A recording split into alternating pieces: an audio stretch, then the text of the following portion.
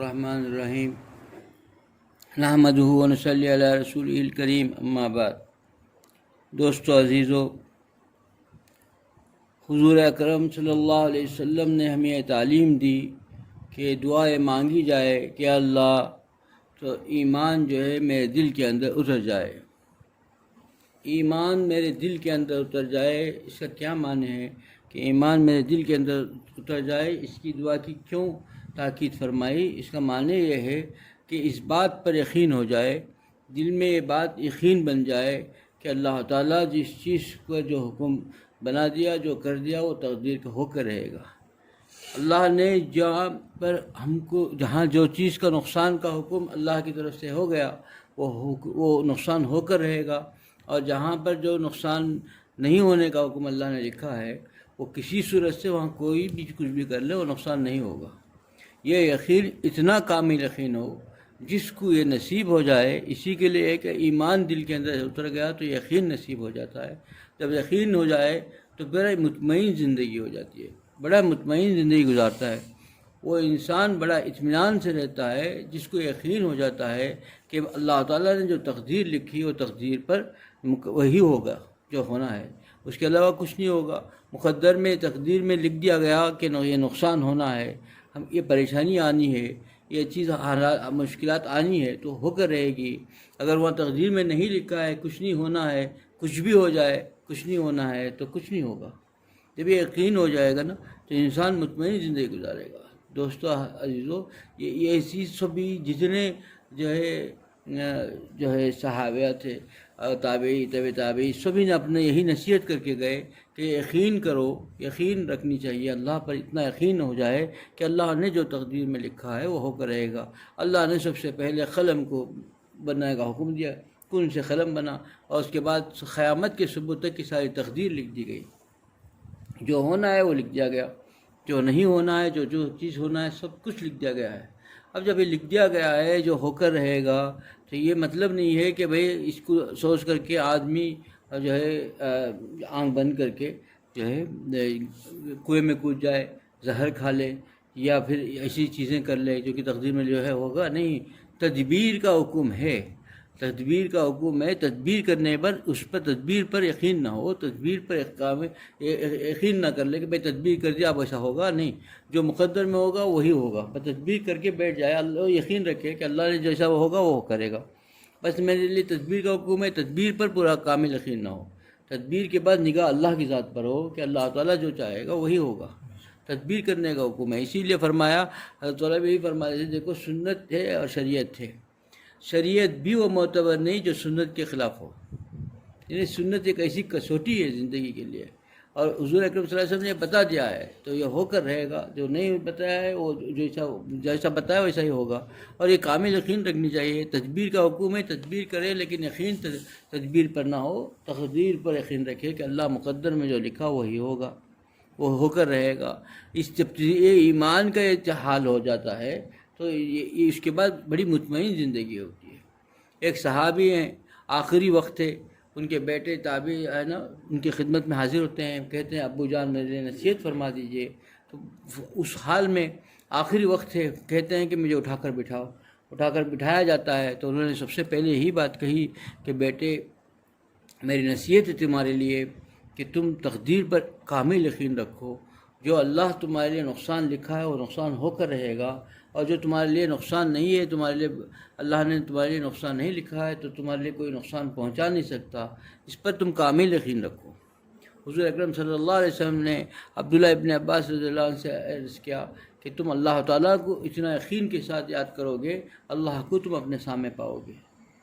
اس لیے فرمایا کہ دیکھو اس چیز پہ یقین رکھو کہ تمہارے لیے مقدر میں جو لکھا ہے وہ مقدر کا مل کر رہے گا، اور مقدر میں جو لکھا ہے وہ ہو کر رہے گا، اور جو مقدر میں نہیں لکھا ہے ساری دنیا بھی کچھ کر لے تم کو نقصان نہیں پہنچا سکتی، کیونکہ اس میں لکھا ہوا نہیں ہے۔ اللہ تعالیٰ اس بندے کے لیے کوئی نقصان کی چیز نہیں لکھی ہے تو نقصان ساری دنیا بھی کوشش کرے تب بھی نقصان نہیں ہو سکتا۔ اور جب ایک کامل یقین ہو گیا تو ایک اطمینان ہوگا۔ کبھی اسی لیے دیکھیں گے کہ کیسے بھی حالات ہو جائیں اللہ والوں کی زندگی مطمئن رہتی ہے۔ جس کا یقین ہو گیا، یقین دل کے اندر اتر گیا اور کامل یقین ہو گیا تقدیر پر، وہ بڑا مطمئن زندگی گزارتا ہے. کسی حالات آ جائے اس کو یقین رہتا ہے کہ میرا مولا مجھے جب مقدر میں لکھا ہے تبھی ہوگا. اللہ والوں کی زندگی میں لکھا ہے. ایک جو ہے ایک بزرگ کا واقعہ لکھا ہے. انہوں نے ایک حق بات کہی. مصر کا ایک ظالم بادشاہ تھا. اس ظالم بادشاہ کے سامنے حق بات کہی تو انہوں نے اس ظالم بادشاہ نے ان کو پکڑ کر ایک جنگلی شیر، اس شیر کو کئی دن بھوکا رکھ کر کے اس کے پنجرے میں ڈال دیا. سزا سمجھا کہ میں ایسا عبرتناک سزا دوں گا ساری دنیا یاد رکھے گی. اب یہ تڑپیں گے، شیر چیرے گا، پھاڑے گا، خون پیے گا، تڑپ کے مریں گے. وہ خون پیتا رہے گا، سارے لوگ دیکھیں. اب سارا مجموعہ جمع ہو گیا اور وہ شیر کے پنجرے میں ان کو ڈال دیا گیا. وہ شیر آیا اور آ کر کے ان کو سونگتا، پھر دور جا کے بیٹھ جاتا، پھر قریب آتا، سونگتا اور قریب آ کے بیٹھ جاتا. کئی مرتبہ آیا، آ کر کے ان کے قریب آیا اور سونگا اور پھر جا کے دور بیٹھ گیا. بھوکا ہے، کئی دن سے بھوکا ہے، کچھ نہیں غذا ملی ہے. وہ تو ایسا لپکنا چاہیے دیکھتے ہی، لیکن آگے بیٹھے چلے گیا. جب ان کو باہر نکالنے کے بعد لوگوں نے پوچھا کہ آپ کو جب شیر نے سونگا تو آپ کے دل میں کیا کیفیت پیدا ہوئی؟ جب اتنا قریب آ کر بھوکا شیر سونگ رہا تھا تو آپ کی کیفیت کیا پیدا ہوئی؟ انہوں نے کہا کہ میرے دل میں اس وقت یہ بات آئی کہ شیر کا لعاب جو ہے یہ گندا ہے کہ پاک ہے. یعنی اللہ پر اتنا یقین کہ اس وقت بھی یہ جو ہے مسائل پر بیٹھے ہوئے ہیں کہ شیر جو ہے آ کے منہ سونگ رہا ہے، لگا رہا ہے، یہ لعاب جو مجھ پہ لگ بھی رہا ہے یہ گندا ہے کہ یہ لعاب پاک ہے کہ یہ گندا ہے، اس کا کیا حکم ہے؟ اس پر میں سوچ رہا تھا کیا کیفیت ہوگی، کیا کیفیت ہوگی. یہ ہوتی ہے دوستو کہ جس کو اللہ تعالیٰ کا یقین دل پہ آ جاتا ہے اسی دنیا کی کسی چیز پر رہتا، وہ اپنی جگہ مست رہتا ہے. یقین رہتا ہے کہ میں کامل یقین ہوتا ہے کہ اللہ تعالیٰ کی ذات ایسی ہے کہ مجھے کوئی نقصان نہیں پہنچائے گی. وہ ایسا یقین رہتا ہے کہ کوئی دنیا کچھ بھی کہہ لے، آنکھوں سے دیکھتا رہے. اب دیکھ اس سے بڑھ کیا دیکھے گا؟ بھوکا شیر ہے، ساری دنیا کا سانس رک گئی ہوگی. سب شیر قریب آیا ہوگا، جو دیکھتے ہوئے کھڑے ہوئے ہیں لوگ ان کے سانسیں رک گئی ہوں گی کہ کیا کیفیت ہوگی، کیا حال ہوگا. یہ بزرگ ہیں کہ بڑے اطمینان سے کہہ رہے ہیں کہ میں اس وقت مسئلہ یہ سوچ رہا تھا کہ یہ جو شیر کا لعاب جو ہے گندا ہے کہ پاک ہے، یہ سوچ رہا تھا. کئی کیفیت ہے، یہ معمولی بات نہیں، ایسے ہی کہہ دینے والی بات نہیں. وہ اس وقت حال کیا ہوگا، جس کے دل کے اندر ایک کامل یقین ہوگا وہی یہ کر سکتا ہے. ایسا ہر آدمی کے بس کی بات نہیں. اسی لیے دوست عزیزو، جب تک دل کے اندر کامل ایمان نہ اتر جائے، یہ دعا مانگنے کا بھی حکم حضور اکرم صلی اللہ علیہ وسلم نے ہمیں بتایا کہ اللہ تجھ سے ایسے ایمان مانگتا ہوں جو دل کے اندر اتر جائے. جب دل کے اندر ایمان اتر گیا تو یہ یقین دل کے اندر پیدا ہو جاتا ہے کہ کوئی ذات ہم کو نقصان نہیں پہنچا سکتی جب تک کہ وہ نہ چاہے، اور جب وہ نقصان کے لیے لکھ دیا ہے تو کوئی ذات ہم کو بچا نہیں سکتی. سارے تدبیریں دھرے کے دھرے رہ جائیں گی. اب اس وقت صرف تدبیر کرنے کا حکم ہے، بس اللہ کے ذات سے لو لگانا ہے اللہ تعالیٰ کے پاس. اسی کے لیے ہمیشہ دیکھو یہ کیوں کیفیت ہوئی. اس بزرگ نے بھوکے شیر کے سامنے بھی یہ کیا ہوا ہے، اس کے لیے فرمایا گیا. ایک بزرگ نے بڑی پیاری بات بول دی کہ جس کا دل ہمیشہ گناہوں سے ڈوبا رہتا ہے اس کو کبھی ایسے موقع پر بڑے پریشان ہو جاتا ہے، اور جو گناہوں سے پاک ہوتا ہے دل وہ بڑا مطمئن ہوتا ہے.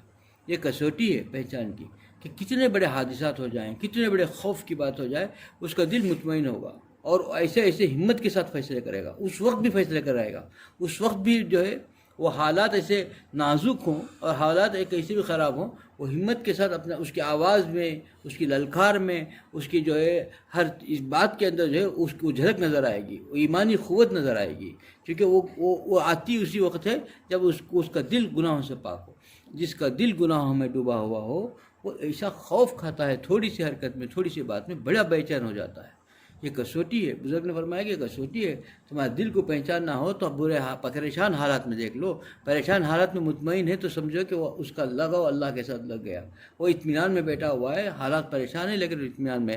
اگر ایک دم بے چین ہے، گھبرا رہا ہے، اس کے جو ہوش باختہ ہو گئے ہیں، تو سمجھو کہ وہ دل اس کا جو ہے گناہوں سے پلید ہے، گناہوں میں ڈوبا ہوا ہے.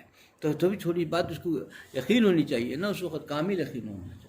دوستو عزیزو، یہی اصل زندگی ہے. زندگی میں جو بندہ بری تقدیر پر اچھی تقدیر پر ایمان لایا اور یقین رکھا کہ جو میری بری تقدیر وہ کر رہے گی، جو میری اچھی تقدیر ہے وہ مل کر رہے گی، اور اس کو کوئی تبدیل نہیں کر سکتا الا اللہ کے، اور اللہ تعالیٰ سے میں رجوع لگا کہ اللہ سے مانگوں گا تو اللہ بدل سکتا ہے، اور اس کے علاوہ سارے تدبیریں رہ جائیں گی، اور تدبیریں بیکار ہیں جس اسباب کے طور پر، کیونکہ چونکہ بیٹھنے کا حکم نہیں ہے، کر کے اللہ پر نگاہ رکھنے کا حکم ہے، اس لیے میں نے تدبیر کر دی، اور تدبیر کرنے کے بعد میں صرف اللہ پر جو ہے اپنی نگاہ رکھ کر کے اللہ سے حضور گڑاؤں گا، تو اللہ تعالیٰ اپنی بساط کے مطابق، اپنی عقل کے مطابق، اپنی طاقت کے مطابق میں نے تدبیر کر دی ہے۔ یہ تدبیر کسی قابل کی نہیں ہے، کیونکہ اگر تدبیر سے ہوتا تو سب کچھ ہو جاتا، انسان اپنی طاقت کے بلبوتے میں کر لیتا، تدبیر سے کچھ کام کی نہیں ہے، تقدیر ہی اصل کام کرے گی، اور تقدیر ایسی چیز ہے کہ وہ بالکل جہاں یقین بھی نہیں ہو سکتا، اتنے معمولی چیز سے بڑے بڑے طوفانیں رک جاتی ہیں، اور بڑے بڑے طوفانیں جو ہیں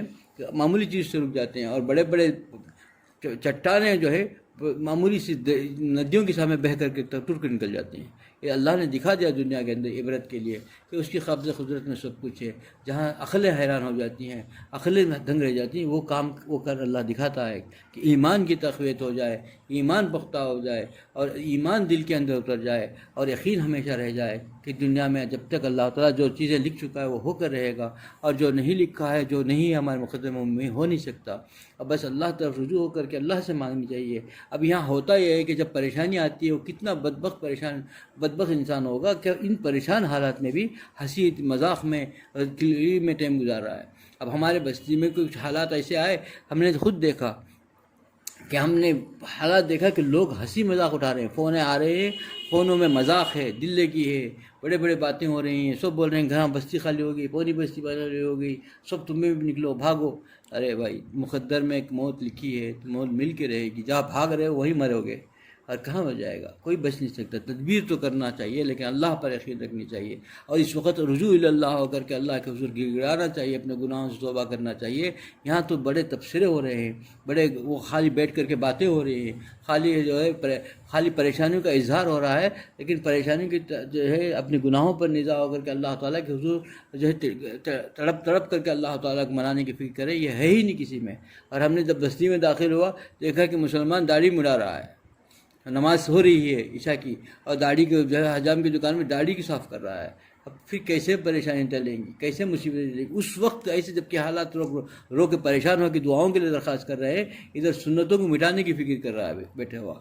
اس کو اس وقت بھی تھوڑی دیر تحمل کر لیتا، کم سے کم ایک دن تو انتظار کر لیتا، اس وقت بھی اس کو اپنی وہ جو سنت جو ہے تکلیف دہ محسوس ہو رہی ہے، اس کو جو ہے کہ حجام کے پاس بٹھا کے منڈا رہا۔ میں نے بتایا کہ دیکھو کیا حال ہے، ابھی اس حالت میں کیسے بدلے گی دنیا۔ اچھا کتنی دعائیں ہو جائیں، جو گناہ کر رہے ہیں ان کے گناہوں سے توبہ نہیں کر رہے ہیں، جو گناہ کر رہے ہیں وہ گناہوں سے اپنے آپ احساس نہیں ہے کہ ہمارے گناہوں کی وجہ سے اللہ کی پکڑ ہے، تو پھر سارے دعائیں ایک طرف رہ جائیں گی، سارے اللہ والوں کی دعائیں ایک طرف رہ جائیں گی، سب رہ جائیں گی، کیونکہ جس نے جو کر رہا ہے اس کو احساس ہی نہیں ہے، وہ سمجھ ہی نہیں رہے کہ میرے گناہوں کی وجہ سے پریشانی آئی ہے، میں اپنے گناہوں کی وجہ سے اللہ کے پکڑ میں آیا ہوں۔